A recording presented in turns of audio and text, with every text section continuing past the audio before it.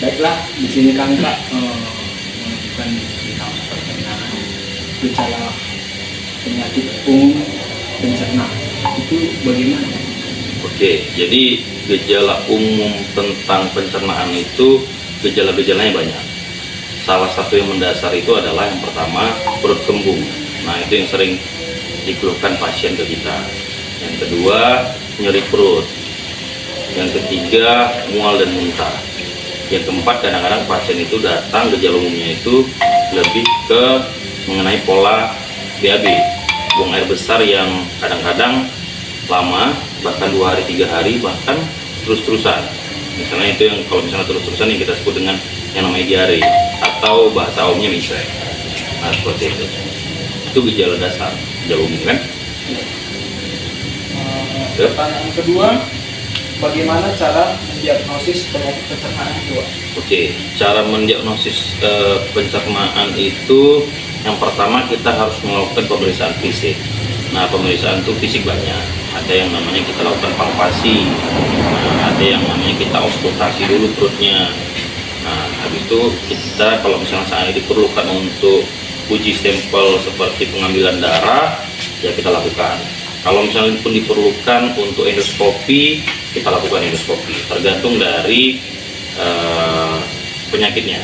Jadi kalau yang dasar-dasarnya seperti itu, yang paling utama adalah anamnesis dulu, apa kira-kira keluhannya, yang kedua pemeriksaan fisik, yang ketiga pengambilan darah, yang keempat kalau diperlukannya endoskopi, kita lakukan endoskopi.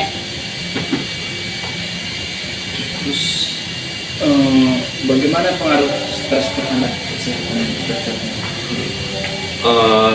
Stres terhadap pencernaan itu sangat berpengaruh. Jadi stres itu dapat meningkatkan asam lambung, produksi asam lambung yang terlalu berlebihan.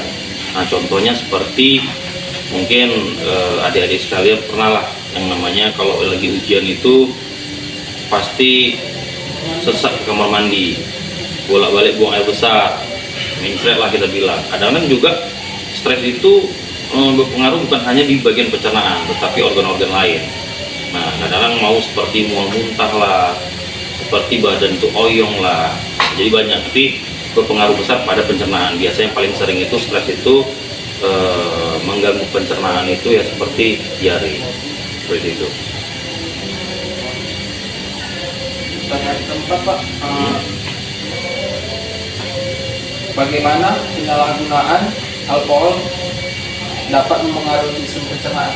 Ya, alkohol bagi pencernaan itu sangat berpengaruh, khususnya di sistem pencernaan hati. Jadi kalau kita minum alkohol, apalagi yang sifatnya terlalu berlebihan, dia dapat mempengaruhi fungsi yang tidak baik di organ hati, karena organ hati itu adalah termasuk dalam sistem pencernaan. Nah, kalau normalnya hati itu kalau dilakukan pemeriksaan fisik, posisi pasien dalam keadaan tidur, seorang dokter memeriksa di bagian perut, itu normalnya hati itu tidak teraba bila disentuh dalam posisi pasien keadaan tertidur. Nah, kalau orang-orang yang sudah menderita sakit hati, maksudnya hepar ya, hati itu hepar, itu ditekan seperti ini, hati itu kadang besar. Nah, seharusnya ditekan, hati yang normal itu tidak teraba. Nah, itu jadi bagi peminum alkohol itu sangat berpengaruh terhadap sistem pencernaan itu di hati. Seperti itu. Jadi pertanyaan selanjutnya Pak, apa bedanya antara penyakit asam lambung? Nah, sebenarnya ini seperti hampir-hampir sama. Nah, kalau untuk penyakit asam lambung itu lebih mungkin mengenai masalah produksi asam lambung yang berlebihan. Contohnya seperti kayak GERD. Nah, jadi itu kadang reflux dia. Reflux itu artinya balik. Jadi seperti ada tanda-tanda gejala itu seperti sendawa. Nah, nyeri dada yang berdebar, itulah gejala-gejala seperti yang saya contohkan penyakit asam lambung. Kalau misalnya saat ini diagnosisnya kita bilang GERD. Nah, kalau MAH itu bahasa sebenarnya bahasa umumnya itu tukak lambung sebenarnya. Jadi akibatnya sakit lambung yang terlalu berlebihan, terlalu kronis, kelamaan bisa mengalami yang namanya tukak lambung. Nah, itu gejalanya seperti itu, nyeri di perut, kadang perih, seperti itu. Jadi pertanyaan Oke Pak, bagaimana cara mencegah infeksi saluran pencernaan? Kalau mencegahnya gampang. Pertama, kita harus mencuci tangan, langkah cuci tangan itu harus benar. Nah, mencuci tangan itu sangat baik untuk sistem pencernaan kita. Yang kedua, kalau untuk makanan, apalagi untuk masak, sayur, buah-buahan, apapun itu yang sifatnya sebelum dilakukan dimasak, itu sebaiknya kita lakukan cuci terlebih dahulu. Cuci terlebih dahulu, kalau bisa dengan air yang mengalir dan air bersih. Nah, seperti itu. Terus yang ketiga, jaga pola makan yang baik. Nah, itu untuk sangat mempengaruhi terhadap sistem pencernaan kita, supaya sistem pencernaan kita lebih baik ke depannya.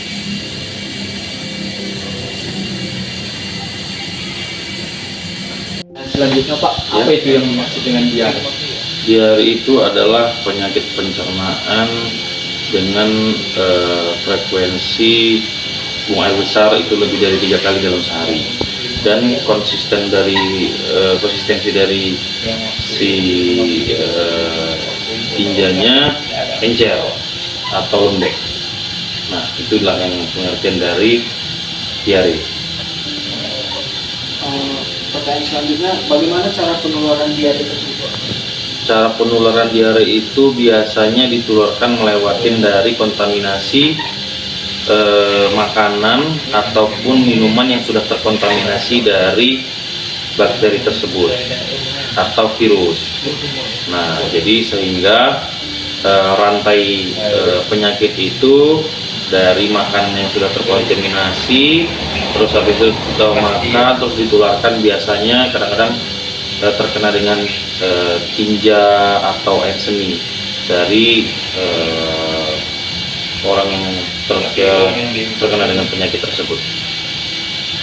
Pertanyaan selanjutnya Pak, apa itu penyebab dari diare? Penyebab diare. Iya. Penyebab diare itu pertama bisa virus, yang kedua bisa bakteri, yang ketiga bisa parasit. Nah, biasanya yang paling sering itu dua, virus sama bakteri. Nah, virus itu kadang-kadang biasanya sering terjadi itu di kalangan anak-anak, usia anak-anak, bayi yang seperti itu. Nah, biasanya kalau misalnya seandainya bakteri itu paling sering kena itu di usia kita yang dewasa seperti ini, dan itu biasanya terkontaminasi dari segi makanan. Efek dari penularan itu dari makanan. Nah, itulah yang kita kenal yang namanya bisa nanti ujung-ujungnya larinya ke tipes juga. Nah, nanti penyakit dari tipes ini salah satu gejalanya itu bisalah diare seperti itu. Nah, itu dia. Pertanyaan selanjutnya, cara mengatasi dari penyakit diare? Cara mengatasi penyakit diare supaya tidak diare ya dengan sama seperti pertanyaan sebelumnya, tapi yang pertama adalah mencuci tangan. Nah, mencuci tangan itu diharuskan. Yang kedua, menjaga kebersihan dari yang kita makan, dari segi sayuran, buah-buahan. Terus habis itu yang ketiga, hindari yang namanya virus dan bakteri itu dari pola makanan tersebut. Gitu. Pertanyaan selanjutnya Pak, apa hubungan antara gangguan tidur dan masalah pencernaan? Gangguan tidur dengan masalah pencernaan mempunyai hubungan. Begitu juga dengan sebaliknya, gangguan pencernaan juga dapat mempengaruhi kualitas tidur, seperti itu. Jadi dapat mempengaruhi keduanya. Ya. Oke. Selamat.